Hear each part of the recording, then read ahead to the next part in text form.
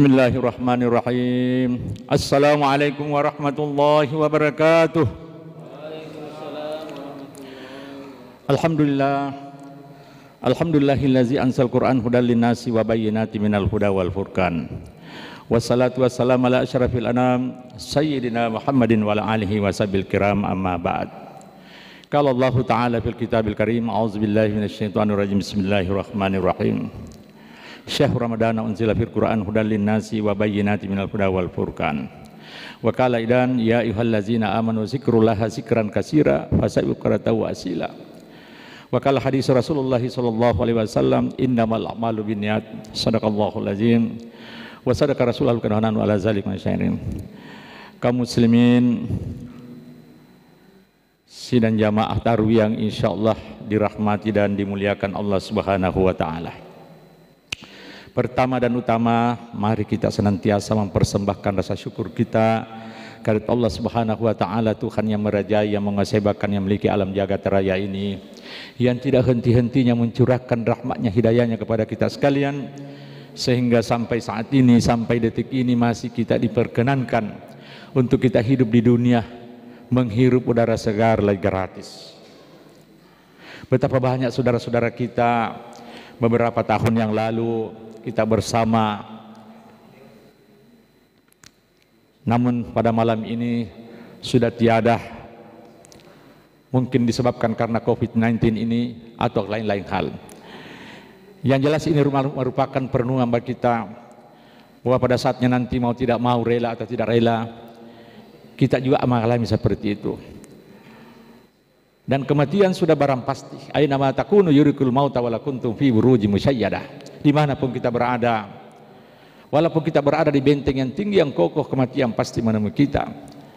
Bahkan kematian merupakan suatu peristiwa yang sangat misterius, rahasia waktunya, rahasia caranya, rahasia tempatnya, dan tidak mengenal akte kelahiran. Untuk itu mari kita memanfaatkan sisa-sisa kehidupan kita ini dengan baik dan benar, khususnya di dalam rangka kita melaksanakan bulan suci Ramadan 1440 Hijriah. Karena kedatangan bulan suci Ramadan kita dipertemukan Allah Subhanahu wa taala, inilah merupakan hadiah dari Allah Subhanahu wa taala, dan inilah merupakan sarana jalan cinta menuju Allah. Dia merupakan penggugah jiwa, pembersih hati yang kotor. Mari kita merenung sejenak. Sudah berapa kali kita bertemu dengan bulan suci Ramadan sejak kita lahir di dunia ini? Apakah sudah kita masukkan jiwa kita ke rengkuhan Ramadan? Jangan sampai hanya kita menggugurkan kewajiban, atau mungkin puasa tapi masih ada bercokol, dengki, iri hati, kesombongan, dan dendam dan sebagainya. Padahal bulan suci Ramadan datang ini tidak lain adalah bagaimana kita bagaikan pulang kampung surganya Allah, bagaimana kita mengakhiratkan dunia. Dan bulan suci Ramadan ini tidak ada jaminan bulan suci akan datang kita jumpa. Maka saya mengajak diri saya dan kita, mari kita manfaatkan bulan suci Ramadan ini dengan maksimal. Karena tidak ada waktu sedetik pun dalam bulan suci Ramadan tidak punya berkat, tidak punya rahmat, tidak punya ampunan.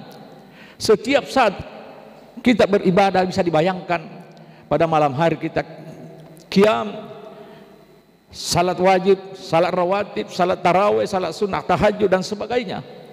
Pada siang hari kita siam, kita berpuasa, sehingga tidak ada ruang, tidak rahmat dari Allah Subhanahu wa taala.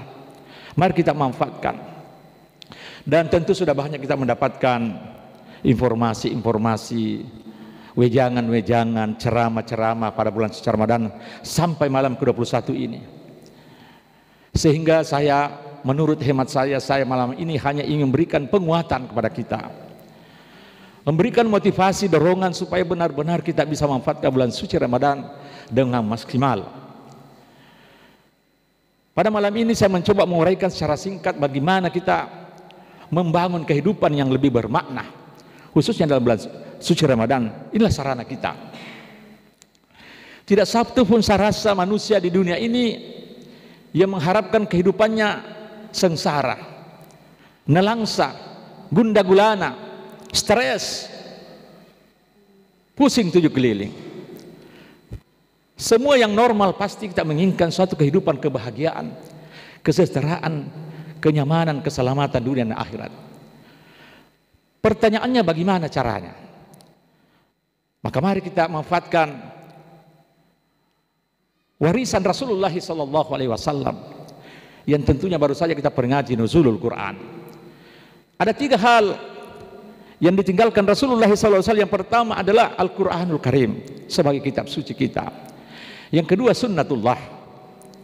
Yang ketiga akhlakul karimah. Kadang-kadang manusia dia punya potensi, dia punya kekuatan di dalam dirinya, tapi tidak paham bagaimana memanfaatkannya. Maka pada malam ini saya mencoba secara pelan-pelan, mari kita manfaatkan potensi dan kekuatan yang ada dari kita berdasarkan kitabullah wa sunnati Rasulullah SAW. Di dalam hadis Rasulullah mengatakan, innamal a'malu binniyat. Semua amalan kita, semua harapan kita, semua tujuan kita tergantung kepada niat. Ini yang paling penting. Dan niat ini adalah merupakan dasar dari segala aktivitas kita. Sehingga niat adalah merupakan kesadaran manusia untuk menggabung otak kiri dan otak kanan, sehingga terjadi rasa sambung atau tuning untuk melakukan aktivitas maupun ibadah. Begitu rahmatnya Allah Subhanahu wa taala diberikan potensi manusia otak kiri, otak kanan. Otak kiri yang rasional, otak kanan yang potensi untuk intuisi, inovatif, kreatif. Bergabung 2 hal ini, itu rahmat Allah Subhanahu wa taala. Maka Rasulullah mengatakan, barang siapa mengenal dirinya maka dia akan mengenal Tuhannya. Inilah niat yang sangat penting kita, bagaimana betul-betul memaksimalkan niat yang kuat, yang ikhlas karena Allah. Menurut Profesor Dr. McLellan, ahli psikologis, bahwa diri manusia ada 3 hal yang senantiasa berinteraksi sehingga berhasil atau tidaknya sangat ditentukan 3 hal. Ada namanya achievement imagery, task imagery, unrelated imagery.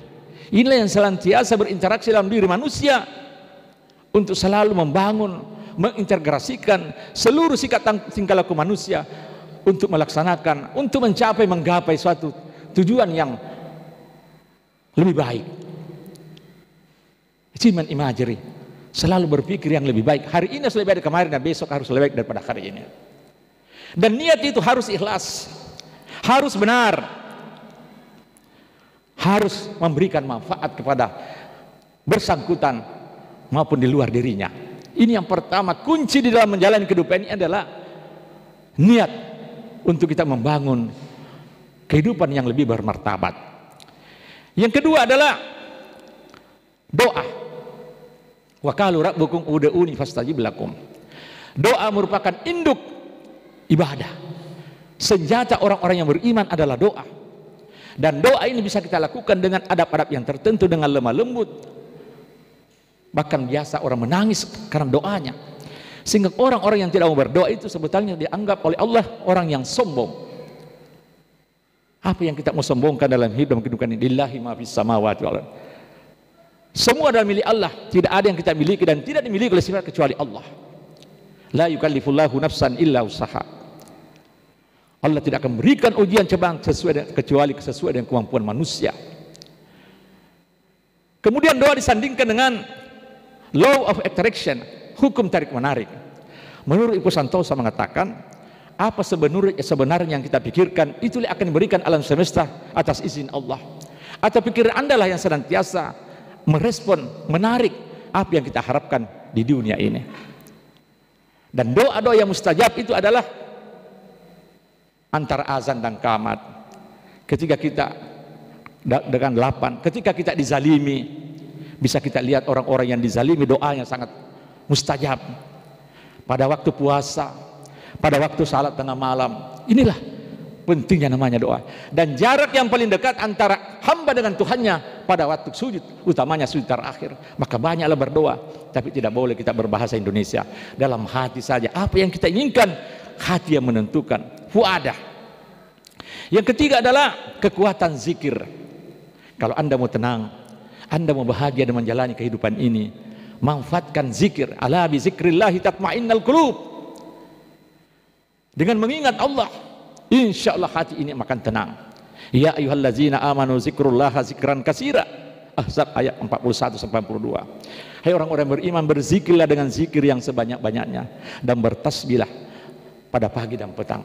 Maknanya tidak ada ruang, tidak ada waktu, harus kita berzikir setiap detik jantung kita. La ilaha illa Muhammadar Rasulullah. Inilah kekuatan manusia diberikan Allah Subhanahu wa taala. Dan zikir tidak mengenal waktu dan ruang. Dimanapun kita berada, walaupun kita berada dalam WC pun semua doanya Allahumma inni auzubika minal khubusi wal khaba'is. Begitu hebatnya namanya zikir. Bahkan Imam Ghazali mengajarkan kepada kita ada zikir-zikir tiap malam. Seperti malam ini, malam Rabu, usahakan astagfirullah 1000 kali. Malam Kamis, subhana rabbil azim 1000 kali. Malam Jumat, ya Allah 1000 kali. Malam Sabtu, la ilaha illa 1000 kali. Malam Minggu, ya hayyu ya qayyum 1000 kali. Malam Senin, la haula wala quwata 1000 kali. Malam Selasa, sallallahu alaihi wasallam, Allahumma salli alaihi 1000 kali. Kalau ini yang kita lakukan setiap malam, hati ini menjadi tenang, tidak gundah gulana. Inilah pentingnya zikir. Yang berikutnya adalah kekuatan syukur. Wa in ta'azzana rabbukum la in syakartum la azidannakum wa la in kafartum inna azabi lasyadid. Barang siapa yang mensyukuri nikmat itu akan kutambah. Tapi barang siapa kufur terhadap nikmatku maka tunggu azabku. Begitu banyak manusia sekarang lalai dengan nikmat yang diberikan Allah Subhanahu wa taala. Maka muncullah kata Rasulullah, hubbud dunya wa karahiyatul maut. Terlalu banyak manusia sekarang ini cinta dunia takut mati. Padahal kita diberikan waktu di dunia hanya 3 dimensi waktu. Waktu yang kita sudah lewati, waktu kita berjumpa di masjid Sabil Muhtadin. Besok kita tidak, hanya Allah yang tahu. Inilah kondisi-kondisi sekarang ini. Dengan terlalu cinta dunia maka muncullah penyakit wahan. Kita bisa lihat sekarang ini hampir tiap hari, tiap malam disajikan persoalan narkoba tidak pernah selesai. Persoalan kekerasan, persoalan pornografi, bahkan persoalan korupsi. Begitu. Maka ini momentum bulan suci Ramadan, mari kita merenung sejenak sampai sejauh mana amal dan dosa yang kita telah perbuat. Hidup ini hanya sebentar saja. Yang berikutnya adalah kekuatan iman dan takwa kepada Allah Subhanahu wa taala. Iman adalah yakin dalam diri kita ada otak yang senantiasa menjadi magnet untuk menarik. Namanya yakin. Yakin adanya Allah. Kita lihat sekarang fenomena yang terjadi di dunia dengan semangat beragama, berislam khususnya. Kita lihat dengan fenomena antrian jamaah haji, orang-orang yang umrah luar biasa sekarang padatnya di tanah suci sekarang ini, luar biasa. Mudah-mudahan semangat itu bisa diimplementasikan di dalam nilai-nilai ibadah yang khusus dan lebih umum. Inilah yang harus kita harapkan. Wa may yattaqillaha yarzuqhu min haitsu la yahtasib. Barang siapa yang akan bertakwa kepada Allah akan diberikan solusi dalam menjalani kehidupan ini, bahkan diberikan rezeki dari arah yang tidak disangka-sangka. Inilah kekuatan iman dan takwa. Yang berikutnya, yang kelima adalah kekuatan salat tahajud. Wa minal laili fatahajjat bihi hafilatan laka asa ayyabas maqamam mahmuda. Maka ada sebagian malam bangunlah salat tahajud sebagai ibadah tambahan bagimu, agar Allah Subhanahu wa taala mengangkat derajat maqamam mahmuda, terpuji. Orang-orang yang senantiasa rutin melaksanakan salat tahajud, apalagi bulan puasa begini, akan diberikan ketenangan, kelapangan, kemenangan, solusi, bimbingan, kemudahan oleh Allah Subhanahu wa taala.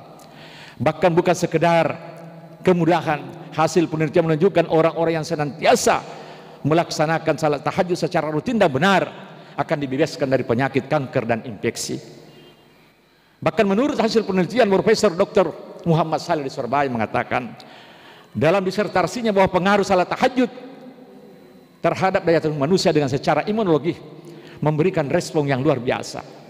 Sehingga dengan demikian salat tahajud ini bukan sekadar secara bernilai ibadah, tapi bernilai psikologis yang akan mempengaruhi kondisi tingkah laku manusia. Yang berikutnya adalah kekuatan sedekah. Inilah momentum bulan suci Ramadan. Tidak ada hari tanpa sedekah.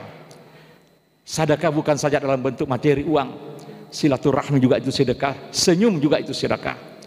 Dan sedekah telah digambarkan oleh Allah Subhanahu wa taala di dalam surah Al-Baqarah ayat 261. Bahwa barang siapa yang bersedekah seumpamanya 1 biji menjadi 7 bulir, menjadi 100 biji dan seterusnya. Bahkan matematikanya Allah berbeda dengan matematikanya manusia. Kalau matematikanya manusia 10 dikurang 1 menjadi 9. Tapi orang bersedekah 10 keluar 1 sama dengan 19. 10 kurang 2 sama dengan 28, begitulah seterusnya. Sehingga orang-orang yang bersedekah diberikan kasih sayang, diberikan solusi. Bahkan orang-orang yang sakit bisa sembuh, orang-orang yang miskin bisa menjadi orang kaya. Karena mereka sangat menitipkan hartanya di jalan Allah Subhanahu wa taala.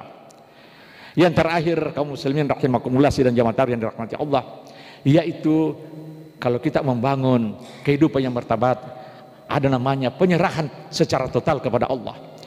Bahwa setelah kita bekerja keras, bekerja cerdas, bekerja tuntas dan bekerja ikhlas dan berikhtiar, maka ujungnya fa iza azamta fatawakkalallah. Fa innamal usri yusra, innamal usri yusra. Di puncak kesulitan selalu ada kemudahan. Inilah kehidupan.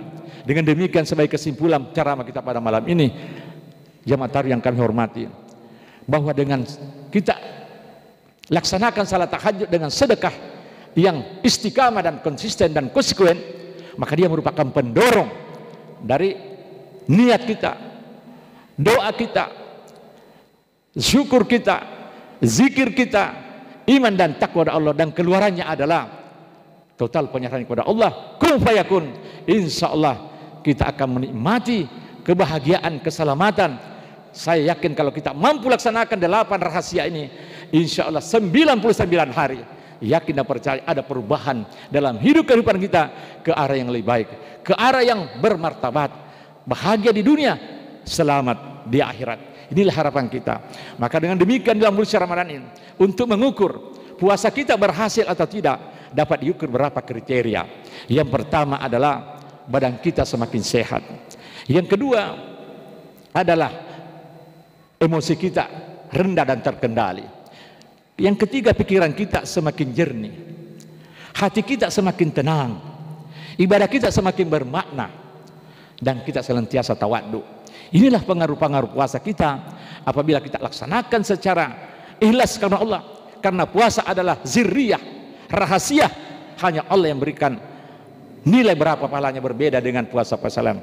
Sehingga orang-orang yang berpuasa insya Allah selalu digembirakan dan 2 gembiraan, yaitu farhatun indalika rabbi. Ketika kita menjelang buka puasa ada rasa yang sulit diungkapkan dengan kata-kata, dan insya Allah orang-orang yang berpuasa dengan baik dan benar akan dipertemukan dengan Allah Subhanahu wa taala. Farhatun indalika rabbi. Masuk surga adalah nikmat, tapi bertemu dengan Allah jauh dengan nikmat. Dan orang-orang yang berpuasa dengan baik dan benar insya Allah akan dimasukkan namanya surga, pintu rayyan jannatun naim. Mudah-mudahan Allah Subhanahu wa taala memberikan kekuatan kesehatan kita sehingga kita mampu menyelesaikan puasa kita pada tahun ini dengan baik, dengan benar, dengan mendapatkan Lailatul Qadri khairum min alfi syahr, satu malam yang nilainya 1000 bulan atau 83 tahun. Sehingga di penghujung bulan suci Ramadan ini, bahkan pasca bulan suci Ramadan ini, kita masuk menjadi orang-orang yang Idul Fitri, sukses ibadah, sukses sosial, bahkan sukses moral dan sukses profesi. Inilah harapan-harapan bulan suci Ramadan, bukan sekedar menggugurkan kewajiban atau rutinitas, tapi ada nilai memberikan warna dalam kehidupan kita secara pribadi, keluarga, bahkan masyarakat, sehingga kita kembali kepada Allah dengan husnul khatimah, dengan panggilan yang indah, ya ayuhan nafsul mutmainnah irji rabbiki radiyatan mardiyah fadkhuli fadi wadkhuli jannati. Mudah-mudahan apa yang saya sampaikan ini kita bisa manfaatkan secara maksimal, dan tentunya harapan saya kita secara pribadi keluar bulan suci Ramadan sebagai pemenang dan kembali kepada Allah dengan husnul khatimah. Demikian apa yang saya dapat sampaikan, kurang lebihnya mohon dimaafkan. Mudah-mudahan ada manfaatnya. Wallahu muwaffiq ila aqwamit thariq. Assalamualaikum warahmatullahi wabarakatuh.